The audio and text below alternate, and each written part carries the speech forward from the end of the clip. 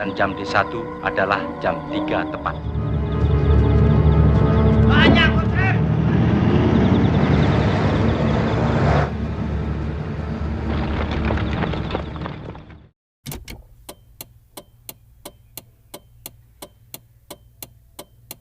Hormat. Tiga. Assalamualaikum warahmatullahi wabarakatuh. Halo saudara-saudariku. Yang kecil tidak disebut nama, yang besar tidak disebut gelar di seluruh Indonesia. Apa kabar hari ini? Semoga kita selalu dalam lindungan Allah Subhanahu wa Ta'ala. Kali ini channel Ade Warta membahas tentang sejarah kelam Indonesia. Yang dimana sejarah Indonesia ini harus ketahui oleh generasi muda sekarang. Tujuannya adalah betapa susahnya membangun bangsa Indonesia tempo dulu dan jangan sampai sejarah kelam Indonesia tempo dulu kembali terulang lagi di zaman sekarang. Oke brother-brotherku, sebelum kita masuk ke judul videonya, alangkah baiknya kita pesan kopi sama cemilan goreng ubi agar tambah semangat menonton channel Ade Warta, dan jangan lupa selesai menonton bantu like dan subscribe. Untuk mempersingkat waktu, mari kita masuk ke judul videonya, yaitu Pembantaian di Indonesia tahun 1965 sampai tahun 1966. Pembantaian di Indonesia tahun 1965 sampai tahun 1966 adalah peristiwa pembantaian terhadap orang-orang yang dituduh komunis di Indonesia pada masa setelah kegagalan kudeta gerakan tanggal 30 September G30 SPKI, di Indonesia. Sebagian besar sejarawan sepakat bahwa setidaknya 500.000 orang dibantai. Suatu komando keamanan angkatan bersenjata memperkirakan antara 450.000 sampai 500.000 jiwa dibantai. Pernah menjadi partai komunis terbesar ketiga di dunia, kadernya berjumlah sekitar 300.000, sementara anggotanya diperkirakan sebanyak 2 juta orang. Selain itu, PKI juga mengatur serikat-serikat buruh. Dukungan terhadap kepresidenan Soekarno bergantung pada koalisi Nasakom antara militer, kelompok agama, dan komunis. Perkembangan pengaruh dan kemilitanan PKI, serta dukungan Soekarno terhadap partai tersebut, menumbuhkan kekhawatiran pada kelompok Muslim dan militer. Ketegangan mulai menyelimuti perpolitikan Indonesia pada awal dan pertengahan tahun 1960-an. Upaya PKI untuk mempercepat reformasi tanah menggusarkan tuan-tuan tanah dan mengancam posisi sosial para kiai. Pada tanggal 1 Oktober tahun 1965, 6 jenderal, 3 diantaranya dalam proses penjemputan paksa pada pagi hari. Sedangkan 3 sisanya dan 1 orang perwira menengah pada sore hari, dibunuh oleh kelompok yang menyebut diri mereka sebagai Dewan Revolusi, namun Soeharto menamai gerakan Dewan Revolusi tersebut sebagai gerakan tanggal 30 September walau fakta sejarahnya aksi penjemputan paksa dilakukan pada jam 4 pagi tanggal 1 Oktober tahun 1965. Untuk mendekatkan penyebutan Gestapo dengan sebutan Gestapo, polisi rahasia Nazi Jerman yang dikenal bengis dan kejam. Maka pemimpin-pemimpin utama militer Indonesia tewas atau hilang, sehingga Soeharto mengambil alih kekuasaan angkatan bersenjata, yang dilakukan atas inisiatif sendiri tanpa berkoordinasi dengan Presiden Soekarno selaku pemangku jabatan Panglima tertinggi menurut undang-undang dalam struktur komando di tubuh ABRI. Pada tanggal 2 Oktober ia mengendalikan ibu kota dan mengumumkan bahwa upaya kudeta telah gagal. Angkatan bersenjata menuduh PKI sebagai dalang peristiwa tersebut. Pada tanggal 5 Oktober, jenderal-jenderal yang tewas dimakamkan. Propaganda militer mulai disebarkan, dan menyerukan pembersihan di seluruh negeri. Propaganda ini berhasil meyakinkan orang-orang Indonesia dan pemerhati internasional bahwa dalang dari semua peristiwa ini adalah PKI. Penyangkalan PKI sama sekali tidak berpengaruh, maka ketegangan dan kebencian yang terpendam selama bertahun-tahun pun meledak. Pemimpin-pemimpin militer yang diduga sebagai simpatisan PKI dicabut jabatannya. Majelis Permusyawaratan Rakyat sementara dan Kabinet 100 Menteri dibersihkan dari pendukung-pendukung Soekarno. Pemimpin-pemimpin PKI segera ditangkap, bahkan beberapa dibunuh pada saat penangkapan. Sisanya dihukum mati melalui proses persidangan pura-pura untuk konsumsi HAM internasional. Petinggi Angkatan Bersenjata menyelenggarakan demonstrasi di Jakarta. Pada tanggal 8 Oktober, markas PKI Jakarta dibakar. Kelompok pemuda anti-komunis dibentuk. Contohnya Kesatuan Aksi Mahasiswa Indonesia, KAMI, Kesatuan Aksi Pelajar Indonesia, KAPI, Kesatuan Aksi Pemuda Pelajar Indonesia, KAPI, dan Kesatuan Aksi Sarjana Indonesia, KASI, di Jakarta dan Jawa Barat. Lebih dari 10.000 aktivis dan petinggi PKI ditangkap, salah satunya Pramudia Anantatur. Pembersihan dimulai pada Oktober tahun 1965 di Jakarta, yang selanjutnya menyebar ke Jawa Tengah dan Timur, dan Bali.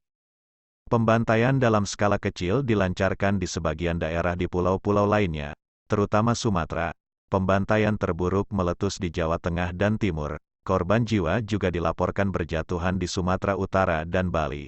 Petinggi-petinggi PKI diburu dan ditangkap. Petinggi PKI, Joto, ditembak pada tanggal 6 November. Ketua PKI Dipa Nusantara Aidit pada tanggal 22 November.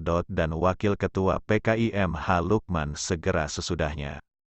Kebencian terhadap komunis dikobarkan oleh Angkatan Darat, sehingga banyak penduduk Indonesia yang ikut serta dalam pembantaian ini. Peran Angkatan Darat dalam peristiwa ini tidak pernah diterangkan secara jelas. Di beberapa tempat, Angkatan Bersenjata melatih dan menyediakan senjata kepada milisi-milisi lokal. Di tempat lain, para vigilante mendahului Angkatan Bersenjata. Meskipun pada umumnya pembantaian tidak berlangsung sebelum tentara mengenakan sanksi kekerasan. Di beberapa tempat, milisi tahu tempat bermukimnya komunis dan simpatisannya. Sementara di tempat lain tentara meminta daftar tokoh komunis dari kepala desa. Keanggotaan PKI tidak disembunyikan dan mereka mudah ditemukan dalam masyarakat. Kedutaan Besar Amerika Serikat di Jakarta menyediakan daftar 5.000 orang yang diduga komunis kepada Angkatan Bersenjata Indonesia. Beberapa cabang PKI melancarkan perlawanan dan pembunuhan balasan, tetapi sebagian besar sama sekali tidak mampu melawan. Tidak semua korban merupakan anggota PKI. Seringkali cap PKI diterapkan pada tokoh-tokoh Partai Nasional Indonesia, PNI, yang beraliran kiri. Dalam kasus-kasus lainnya, para korban merupakan orang-orang yang hanya dituduh atau diduga komunis.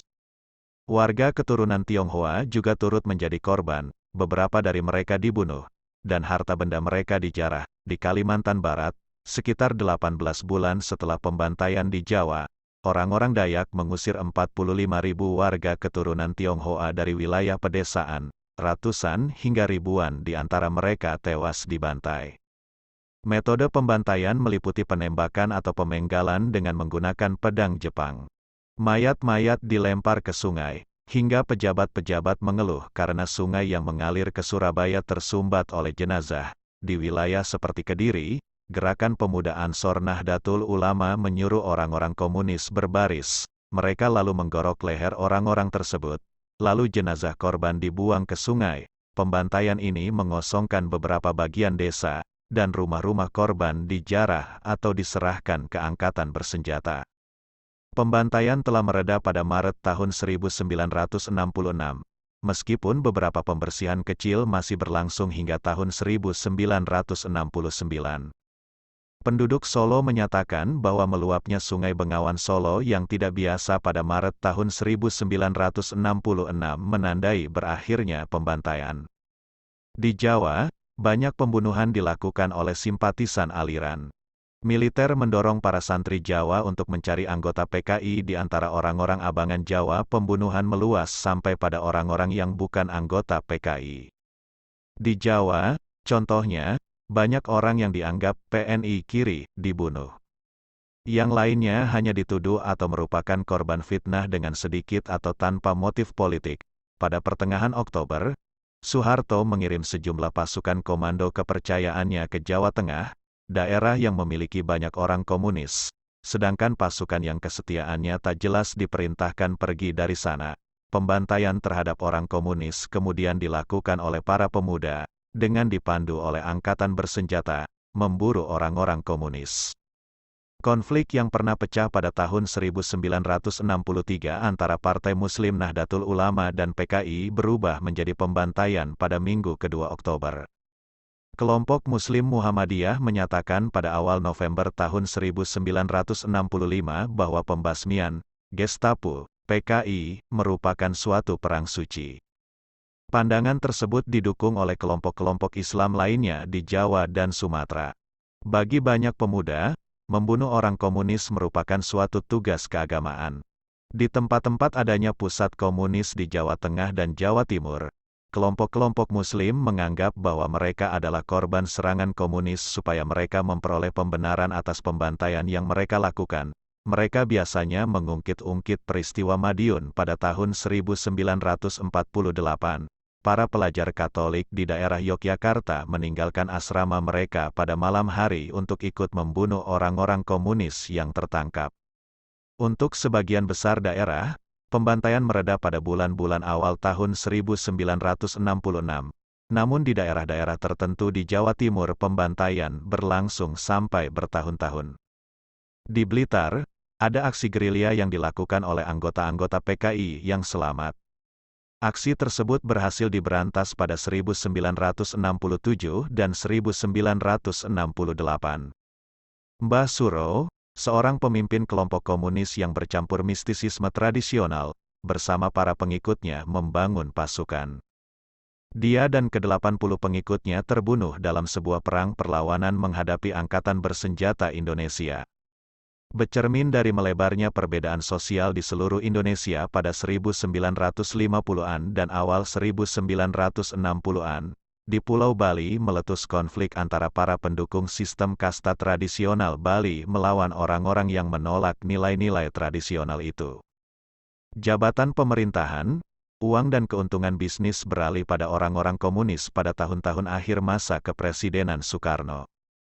Sengketa atas tanah dan hak-hak penyewa berujung pada pengambilan lahan dan pembantaian, ketika PKI mempromosikan aksi unilateral. Setelah Soeharto berkuasa di Jawa, gubernur-gubernur pilihan Soekarno dicopot dari jabatannya.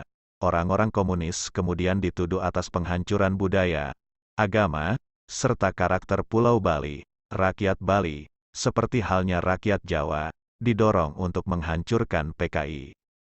Sebagai satu-satunya pulau yang didominasi Hindu di Indonesia, Bali tidak memiliki kekuatan Islam yang terlibat di Jawa, dan tuan tanah PNI menghasut pembasmian anggota PKI. Pendeta tinggi Hindu melakukan ritual persembahan untuk menenangkan para roh yang marah akibat pelanggaran yang kelewatan dan gangguan sosial.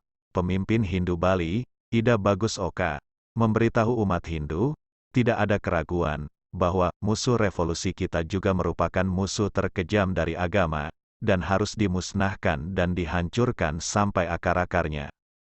Seperti halnya sebagian Jawa Timur, Bali mengalami keadaan nyaris terjadi perang saudara ketika orang-orang komunis berkumpul kembali. Keseimbangan kekuasaan beralih pada orang-orang anti-komunis pada Desember tahun 1965. Ketika angkatan bersenjata resimen para komando dan unit Brawijaya tiba di Bali setelah melakukan pembantaian di Jawa. Komandan militer Jawa mengizinkan skuad Bali untuk membantai sampai dihentikan. Berkebalikan dengan Jawa Tengah tempat angkatan bersenjata mendorong orang-orang untuk membantai, Gestapo, di Bali. Keinginan untuk membantai justru sangat besar dan spontan setelah memperoleh persediaan logistik, sampai-sampai militer harus ikut campur untuk mencegah anarki. Serangkaian pembantaian yang mirip dengan peristiwa di Jawa Tengah dan Jawa Timur dipimpin oleh para pemuda PNI berkaus hitam. Selama beberapa bulan, skuad maut milisi menyusuri desa-desa dan menangkap orang-orang yang diduga PKI. Antara Desember tahun 1965 dan awal 1966, diperkirakan 80,000 orang Bali dibantai, sekitar 5% dari populasi Pulau Bali saat itu, dan lebih banyak dari daerah manapun di Indonesia. Tindakan PKI berupa gerakan penghuni liar dan kampanye melawan bisnis asing di perkebunan-perkebunan di Sumatera memicu aksi balasan yang cepat terhadap orang-orang komunis. Di Aceh sebanyak 40.000 orang dibantai, dari sekitar 200.000 korban jiwa di seluruh Sumatera. Pemberontakan kedaerahan pada akhir 1950-an semakin memperumit peristiwa di Sumatera karena banyak mantan pemberontak yang dipaksa untuk berafiliasi dengan organisasi-organisasi komunis untuk membuktikan kesetiaan mereka kepada Republik Indonesia. Berhentinya pemberontakan tahun 1950-an dan pembantaian tahun 1965 oleh kebanyakan masyarakat Sumatera dipandang sebagai pendudukan suku Jawa. Di Lampung, faktor lain dalam pembantaian itu tampaknya adalah transmigrasi penduduk dari Jawa.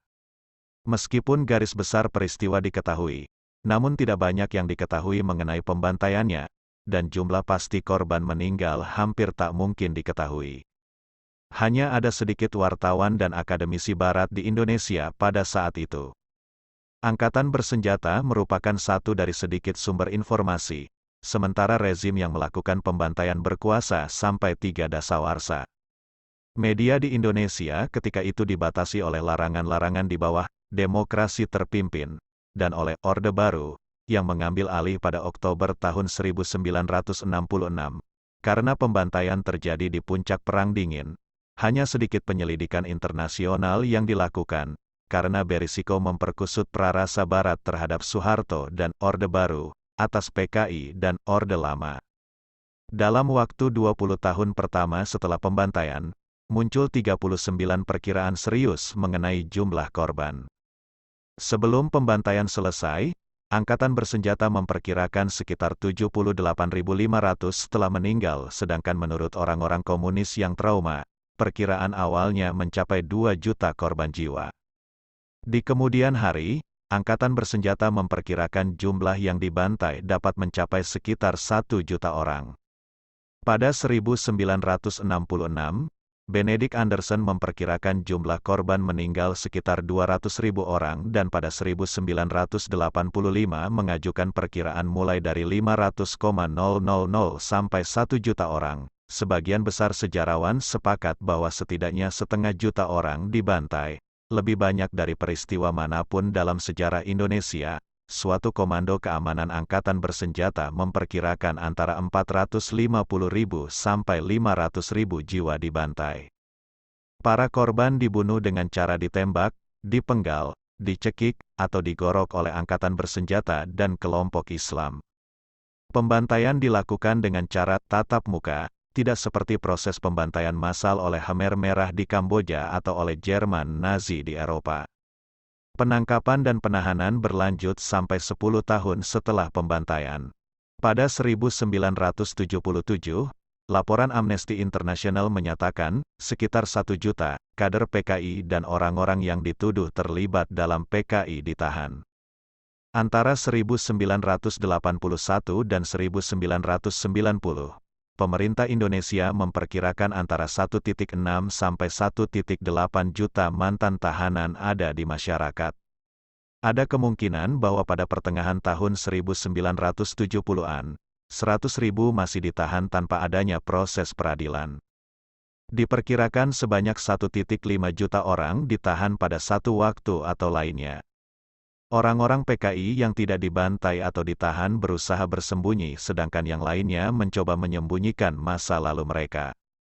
Mereka yang ditahan termasuk pula politisi, artis dan penulis misalnya Pramudia Anantatur, serta petani dan tentara.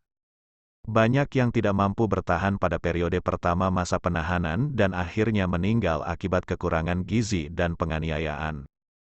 Ketika orang-orang mulai mengungkapkan nama-nama orang komunis bawah tanah, kadangkala di bawah siksaan, jumlah orang yang ditahan semakin meninggi pada tahun 1966 sampai 68.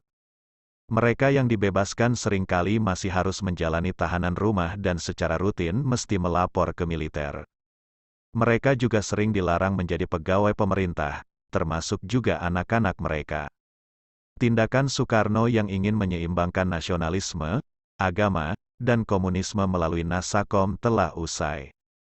Pilar pendukung utamanya, PKI, telah secara efektif dimusnahkan oleh dua pilar lainnya, militer dan Islam politis. Dan militer berada pada jalan menuju kekuasaan.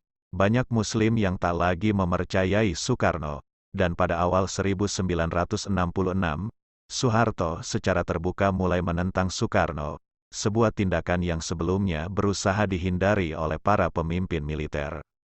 Soekarno berusaha untuk berpegang kepada kekuasaan dan mengurangi pengaruh baru dari angkatan bersenjata. Namun dia tidak dapat membuat dirinya menyalahkan PKI atas usaha kudeta sesuai permintaan Soeharto. Pada tanggal 1 Februari tahun 1966, Soekarno menaikkan pangkat Soeharto menjadi Letnan Jenderal.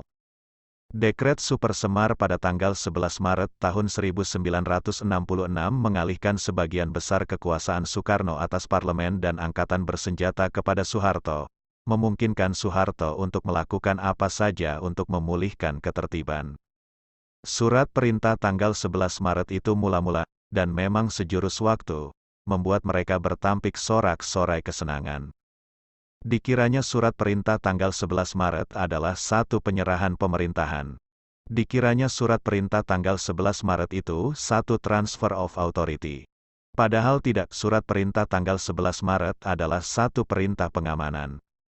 Perintah pengamanan jalannya pemerintahan, pengamanan jalannya ani pemerintahan, demikian kataku pada waktu melantik kabinet. Kecuali itu juga perintah pengamanan keselamatan pribadi Presiden. Perintah pengamanan wibawa Presiden, perintah pengamanan ajaran Presiden, perintah pengamanan beberapa hal. Jenderal Soeharto telah mengerjakan perintah itu dengan baik. Dan saya mengucap terima kasih kepada Jenderal Soeharto akan hal itu. Perintah pengamanan, bukan penyerahan pemerintahan, bukan transfer of authority. Pembantaian ini hampir tidak pernah disebutkan dalam buku sejarah Indonesia, dan hanya memperoleh sedikit perhatian dari rakyat Indonesia maupun warga internasional. Akan tetapi, setelah Soeharto mundur pada 1998, dan meninggal pada tahun 2008, fakta-fakta mengenai apa yang sebenarnya terjadi dalam pembantaian ini mulai terbuka kepada masyarakat dalam tahun-tahun berikutnya. Pencarian makam para korban oleh orang-orang yang selamat serta anggota keluarga mulai dilakukan setelah tahun 1998, meskipun hanya sedikit yang berhasil ditemukan. Lebih dari 3 dekade kemudian, rasa kebencian tetap ada dalam masyarakat Indonesia atas peristiwa tersebut. Film Australia The Year of Living Dangerously, yang ceritanya diadaptasi secara mirip dari novel berjudul sama yang didasarkan pada peristiwa berujung pada pembantaian ini, dilarang diputar di Indonesia sampai tahun 1999, pasca jatuhnya rezim Orde Baru. Penjelasan memuaskan untuk skala dan kekejaman dari pembantaian ini telah menarik minat para ahli dari berbagai perspektif ideologis. Salah satu pendapat memandang kebencian komunal di balik pembantaian sampai pemaksaan demokrasi parlementer ke dalam masyarakat Indonesia, mengklaim bahwa perubahan semacam itu secara budaya tidak sesuai dan sangat mengganggu pada masa 1950-an pasca kemerdekaan.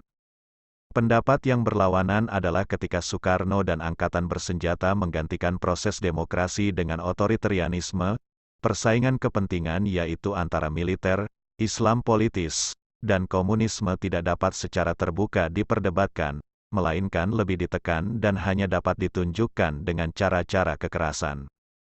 Metode penyelesaian konflik telah gagal, dan kelompok-kelompok Muslim dan angkatan bersenjata menganut prinsip kita atau mereka, dan bahwa ketika pembantaian sudah berakhir, banyak orang Indonesia menganggap bahwa orang-orang komunis layak menerimanya.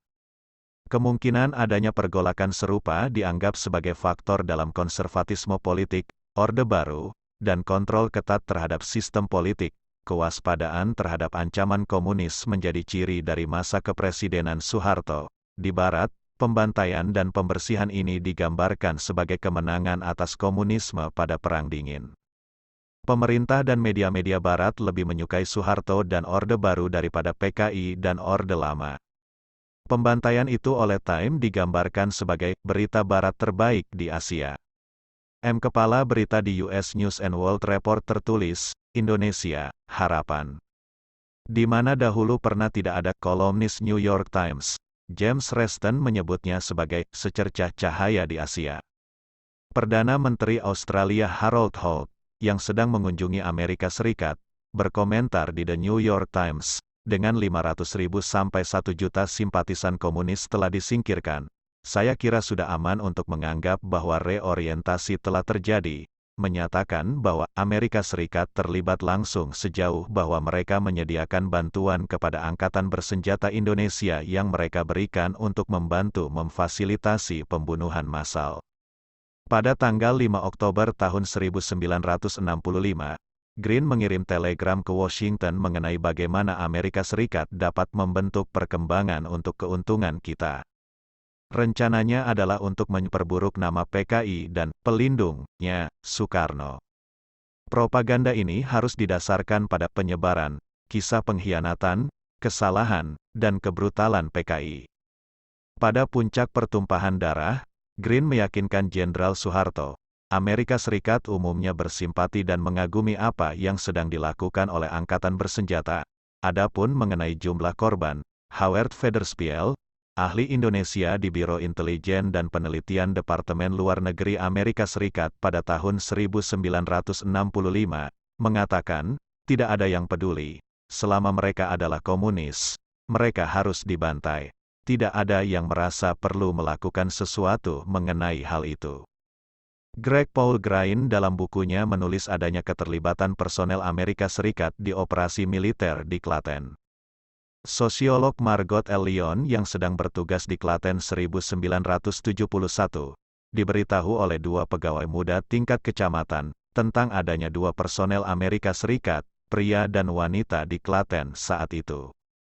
Mereka mengira Lyon mengenal mereka karena sama-sama berasal dari AS. Menurut pengakuan mereka, kedua personel tersebut berasal dari kedutaan AS.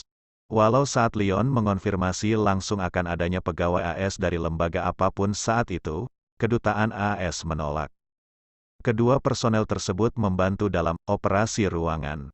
Ruangan tersebut terletak di dalam kantor pemerintah setempat yang berisi peta dinding dan alat komunikasi canggih, dan berfungsi untuk mengkoordinir operasi militer di Klaten saat itu. Kedua pegawai tersebut cukup terkesan karena bantuan operasional mereka, apalagi salah satunya merupakan wanita. Terdapat pula helikopter yang digunakan untuk mengantara kedua personel tersebut. Armada AS-7 The Fleet sedang ada di lepas pantai Jawa saat itu, dan klaim ini didukung oleh telegram yang disimpan di National Security Archive, George Washington University, RG84, entry P339, Jakarta Embassy Files, Box 14, Folder 5 Pol 23-9 Sep 30 Teh Movement Nov 10-19-1965. Telegram ini berisi balasan kepada nota Marshall Green, dari Norman B. Hanna, penasihat politik kepada Panglima Pasifik, CINPAC, pada tanggal 2 Oktober tahun 1965, mengajukan asisten rahasia yang bisa berupa transportasi, kemungkinan mengacu kepada helikopter yang digunakan kedua personel AS tersebut. Ketika operasi pembunuhan berlangsung di Klaten, mereka dibawa menggunakan helikopter tersebut ke kapal armada AS-7 Teh. Jika menggunakan helikopter Huey, perjalanan akan membutuhkan 23 menit. Setelah Soeharto mundur berkat adanya reformasi 1998, Parlemen membentuk Komisi Kebenaran dan Rekonsiliasi untuk menganalisis pembunuhan massal, tetapi itu ditangguhkan oleh Pengadilan Tinggi. Sebuah konferensi akademis mengenai pembantaian diadakan di Singapura pada tahun 2009.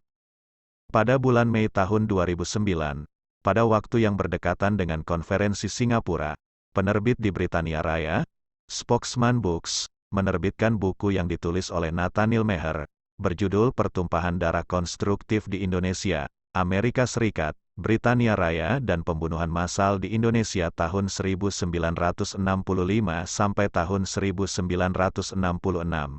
Sebuah survei tingkat pengantar mengenai pembantaian dan dukungan Barat untuk Soeharto.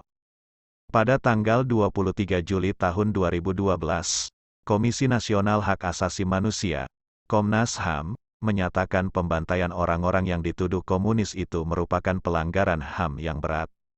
Setelah melakukan penyelidikan selama 4 tahun, bukti dan hasil pemeriksaan saksi menunjukkan adanya 9 kejahatan yang masuk kategori kejahatan terhadap kemanusiaan, Kesembilan pelanggaran HAM itu adalah pembunuhan, pemusnahan, perbudakan, pengusiran atau pemindahan penduduk secara paksa, perampasan kemerdekaan atau kebebasan fisik lainnya secara sewenang-wenang, penyiksaan, pemerkosaan dan kejahatan seksual lainnya, penganiayaan, dan penghilangan orang secara paksa. Hasil penyelidikan Komnas HAM ini diserahkan ke Kejaksaan Agung dan Dewan Perwakilan Rakyat. Kewenangan untuk membuka pengadilan ad hoc untuk pelanggaran HAM berat pada masa lalu ada di tangan Dewan Perwakilan Rakyat. Pada tahun 2012 dan 2014, dua film yang mengungkap bagaimana pembantaian massal dilakukan di kota Medan dan sekitarnya, Sumatera Utara, diluncurkan. Film tersebut berjudul Jagal, judul versi Inggris, The Act of Killing, dan Senyap, judul versi Inggris, The Look of Silence. Masing-masing dengan fokus yang berbeda. Jagal menelusuri bayangan, pandangan, dan pendapat para pelaku pembantaian massal mengenai diri dan sejarah, sementara Senyap memotret pandangan keluarga korban mengenai beban sejarah yang mereka tanggung, serta bagaimana satu orang dari mereka meminta pertanggungjawaban para pelaku. Pembantaian ini telah banyak dihilangkan dari buku pelajaran sejarah Indonesia. Dalam buku pelajaran sejarah, disebutkan bahwa pembantaian ini adalah kampanye patriotik, yang menghasilkan kurang dari 80.000 korban jiwa. Pada tahun 2004, buku-buku pelajaran diubah dan mencantumkan kejadian tersebut, tetapi kurikulum baru ini ditinggalkan pada tahun 2006 karena adanya protes dari kelompok militer dan Islam. Buku-buku pelajaran yang menyebutkan pembunuhan massal itu kemudian dibakar, atas perintah Jaksa Agung. Pada 2015, Presiden Joko Widodo dikabarkan berencana memberikan ucapan minta maaf terhadap PKI atas terjadinya pembantaian 1965. Kabar ini lantas ditentang oleh FPI dan lembaga Kristen. Jokowi kemudian menegaskan bahwa ia tidak berpikiran untuk meminta maaf kepada PKI melainkan untuk korban pelanggaran HAM. Demikianlah cerita singkat tentang sejarah kelam Indonesia. Semoga kita selalu waspada dan jangan lupa kita tanamkan selalu cinta kepada Ibu Pertiwi Indonesia tanah airku. Terima kasih. Assalamualaikum warahmatullahi wabarakatuh.